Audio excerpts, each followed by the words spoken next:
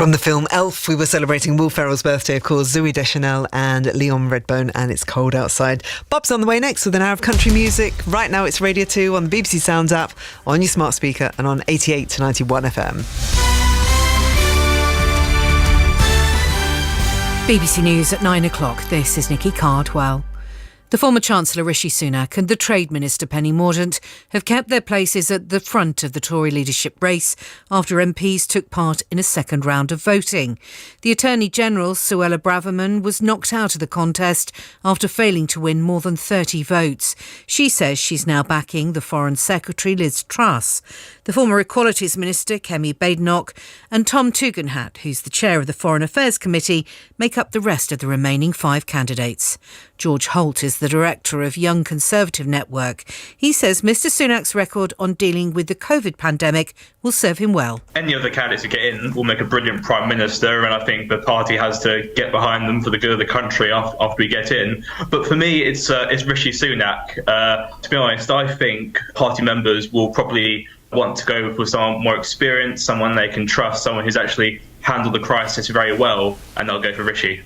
More rail disruption is on the way. The union ASLEF has announced that train drivers at 8 companies are going to strike for 24 hours on Saturday the 30th of July. Around 5,500 staff will walk out after talks about pay broke down. The Rail Delivery Group, which represents train firms, described it as hugely disappointing. Its chairman, Stephen Montgomery, said modernisations were needed to close a funding gap created by the pandemic. We're not against giving staff a pay increase, but what we really need to do is help modernise the industry and coming back to the table and making sure that we have meaningful discussions that can then ensure that we can give people a reasonable pay rise. At least 23 people are now known to have been killed in a Russian missile strike that struck a city in central Ukraine. Vinnytsia is southwest of Kiev and is far from the front line of fighting. Dozens of others are injured or unaccounted for. The latest figures from NHS England show the service is under increasing pressure, with patients waiting longer for ambulances, many staff are off sick, and record numbers of people going to accident and emergency. The waiting list to start elective treatment is also hitting a fresh record for May. Dr Louise Huff is the Chief of Medicine at Kingston Hospital in southwest London. There would be a winter and a summer in hospitals, and that's something that we haven't seen for many years. COVID and the heatwave just make it even worse. I've been at this hospital for 16 years and I've never seen it as busy as it is now. New data shows the top symptom for COVID is currently a sore throat. A survey of 17,500 people has found the next most common signs are headache, blocked nose and a cough. And the comedian Rod Gilbert has revealed he's being treated for cancer.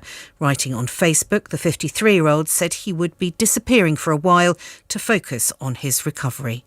BBC News, it's 3 minutes past 9. Thank you very much, Nikki, and thank you, Joe. Listen live on the BBC Sounds app. BBC Radio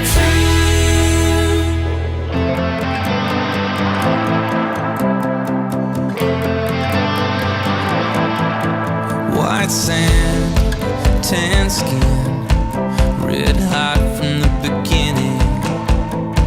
Heartbeats racing.